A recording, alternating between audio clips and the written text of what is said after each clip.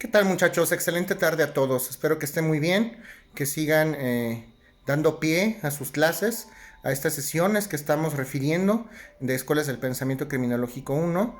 Y bueno, recuerden ustedes que seguimos estudiando a todos aquellos postulados derivados de las teorías de Sigmund Freud y su criminología abordada desde el punto de vista psicoanalista.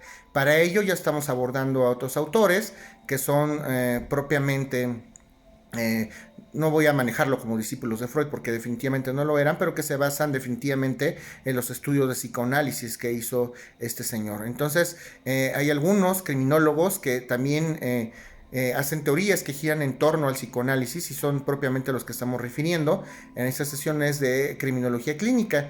Y al día de hoy vamos a referir algunos tantos. Vamos a empezar con Sándor Ferenczi. Sándor Ferenczi propiamente habla del yo instintivo.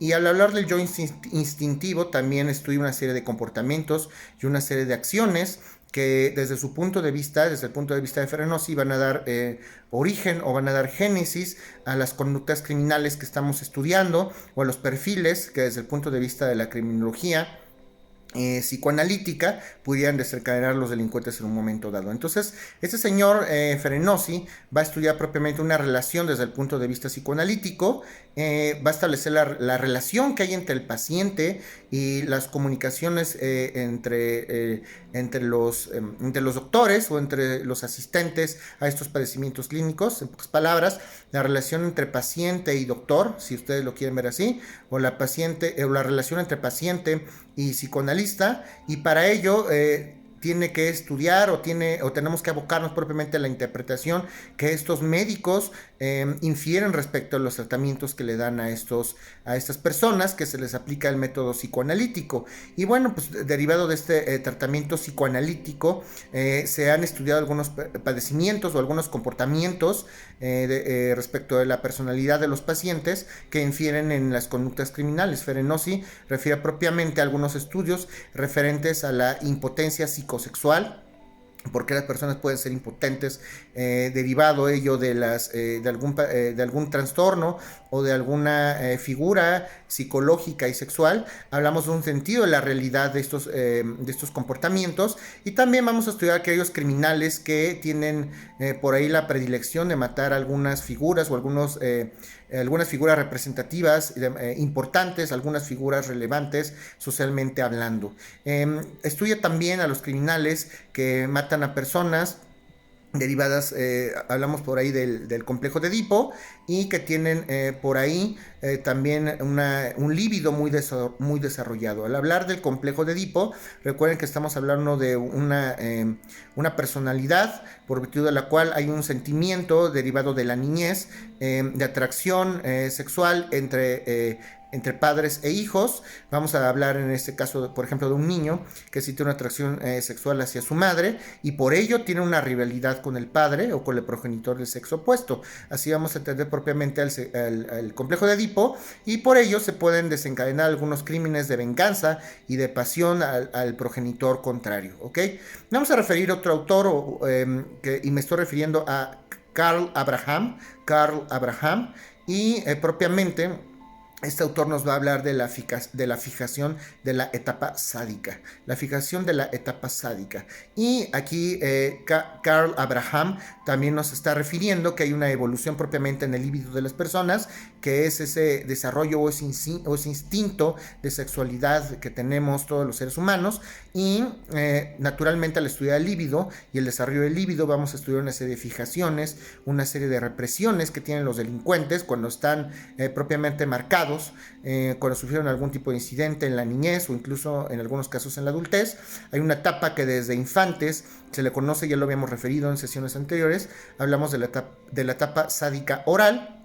Estas personas, o todos los niños que sufren o que pasan por esa etapa sádica oral, van a referir propiamente conductas de canibalismo, como lo han dicho otros autores, y denotan en comportamientos y acciones agresivas. La autoridad de los padres y de todas aquellas personas como figuras ancestrales se va a retomar. Vamos a estudiarlas desde el punto de vista de Abraham.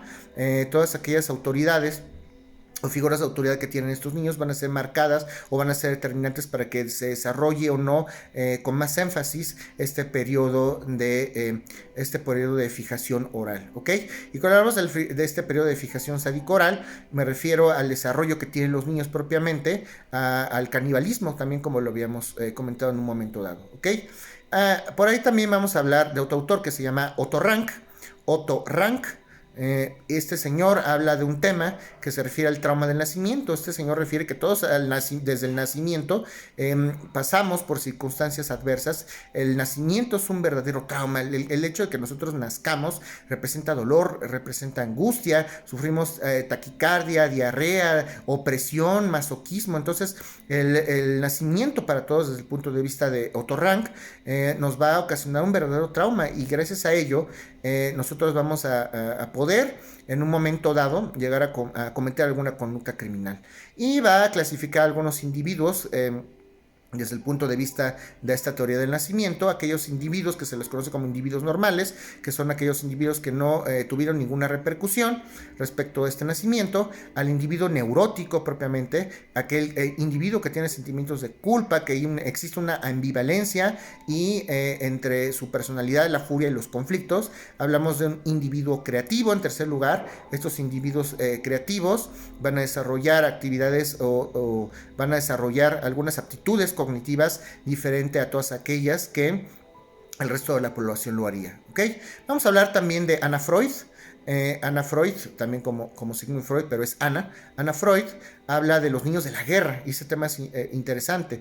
Aquellos niños que estuvieron sometidos o que vivieron en carne propia este proceso de la guerra. Podemos referir todas las guerras: la guerra de Vietnam, la Segunda Guerra Mundial, todos aquellos infantes que en su momento estuvieron inmiscuidos o presenciaron algún suceso de guerra, y desarrollan ellos, según Anna Freud, una serie de mecanismos de defensa. Todos aquellos niños que estuvieron inmiscuidos en la guerra pues pueden referir traumas por no haber tenido hogar, por haber padecido hambre, por haber padecido miseria, malos tratos, azotes, por haber presenciado muertes o eventos traumáticos. Hablamos de una escala de reacciones por parte de estos infantes. Tienen una carencia de afecto, tienen odio, tienen rivalidad, hay competencia entre ellos mismos, y aquí hablamos de una superposición o de un destacamiento. Destaca el super yo propiamente, que es la parte subconsciente que todos los humanos tenemos, y definitivamente es diferente la manera en que todos expresamos nuestro super yo, tanto de infantes como adultos. Pero también todos aquellos infantes que tuvieron estos traumas de guerra, naturalmente de adultos, cuando sacan su super yo, y ya no puede ser reprimido más por el ello ni el yo, pues pueden desencadenar algunas conductas delictivas. ¿Ok? Vamos a hablar de otro autor que también vamos a referir, se llama Paul Schilder. Y este señor Schilder refiere propiamente los problemas de la delincuencia. Él se aboca a los problemas de la delincuencia desde el punto de vista del psicoanálisis, y refiere que todas aquellas personas que permanecen vivas tenemos deseos infantiles. Todas aquellas personas que permanecemos vivos tenemos deseos infantiles, y esto puede incidir necesariamente en deseos del inconsciente que no tuvieron límites en su momento. Entonces volvemos a lo mismo. Todos los seres humanos tenemos deseos, satisfacciones desde aquella edad temprana, y si no nos ponen límites nuestros padres en un momento dado, pues en la etapa de adultez podemos ser delincuentes potenciales. Hay un mecanismo de defensa propiamente que estos individuos pueden desarrollar. No siempre es bueno desarrollar estos mecanismos de defensa. Podemos transmitir una fortaleza al exteriorizar estos mecanismos de defensa, como para dominar algunos instintos infantiles, primitivos, perversos, pero no siempre sale bien esto, y en algún momento el yo pudiera llegar a ser dominado por el ello o el super yo. ¿Okay? Hablamos entonces de pensamientos primitivos, perversos, y este temor.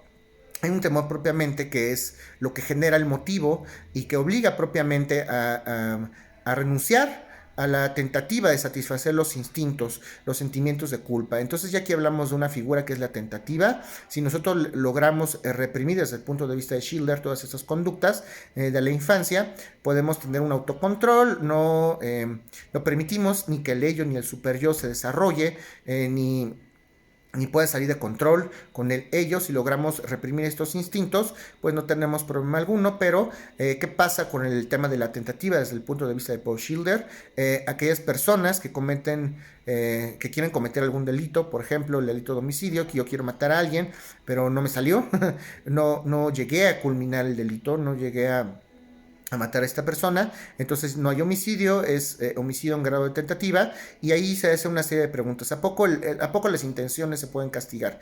Recuerden, esto ya lo vimos cuando aterrizamos las teorías y cuando estudiamos propiamente el derecho penal en su parte general. La tentativa, por supuesto que se puede castigar y se castiga porque exteriorizamos una conducta propiamente dicha. Cuando nosotros exteriorizamos una conducta, es susceptible de ser castigada. Si yo tuve intenciones de matar y exterioricé esa conducta, pues no puede dejar de ser castigada esa conducta. Es importantísimo esto que estamos comentando. Entonces, el sentimiento de culpa, el super yo conduce a una serie de actividades delictivas. Propiamente el subconsciente predomina. Yo si tengo instintos asesinos y los dejo y ya no los puedo reprimir más por parte del ello, el yo las va a llevar a cabo, y si no las puedo culminar, claro que la conducta será totalmente sancionable conforme a las leyes penales, aunque se quede en grado de tentativa. ¿Ok? Seguimos hablando de Paul Schilder. Este señor propiamente se hace una serie de preguntas. ¿Qué tan justificado? ¿Es justificado castigar a un criminal? ¿Qué tan justificado está castigar a un criminal? Nosotros estamos, o como seres humanos, tenemos la justificación y encontramos razones suficientes para castigar a un criminal. No satisfacemos con el castigo propiamente las tendencias masoquistas propiamente de un delincuente. Entonces puede haber delincuentes que tengan placer al ser castigados, y está bien entonces que castiguemos a esos delincuentes. Estamos dando gusto a esos deseos de castigo que tiene el delincuente desde lo más remoto o lo más interno de su cerebro. A lo mejor en el super yo y en el ello le gusta ser castigado y por eso comete este tipo de conductas delictivas, y ahí es la pregunta que se plantea Paul Schilder. Si está bien que castiguemos a esos criminales, pues o podemos sustituir o dar algún otro tipo de a aplicar algún otro tipo de pena o algún otro tipo de pena de seguridad. Hace obras Paul Schilder respondiendo a este tipo de preguntas, ¿ok? Y bueno, vamos a hablar de otra autora, y me estoy refiriendo a Melanie Klein. Melanie Klein va a estudiar propiamente hace algunos estudios propios de las tendencias criminales. Es discípula de Ferenczi, que ya lo hemos hablado, y de Abraham también. Todos estos criminólogos que acabamos de referir en esta sesión. Es discípula directamente de ellos, y estudia el desarrollo del yo. Ella se va a abocar a estudiar el desarrollo del yo. Desde su punto de vista, desde el punto de vista de Melanie Klein, hay una aparición propiamente precoz del super yo.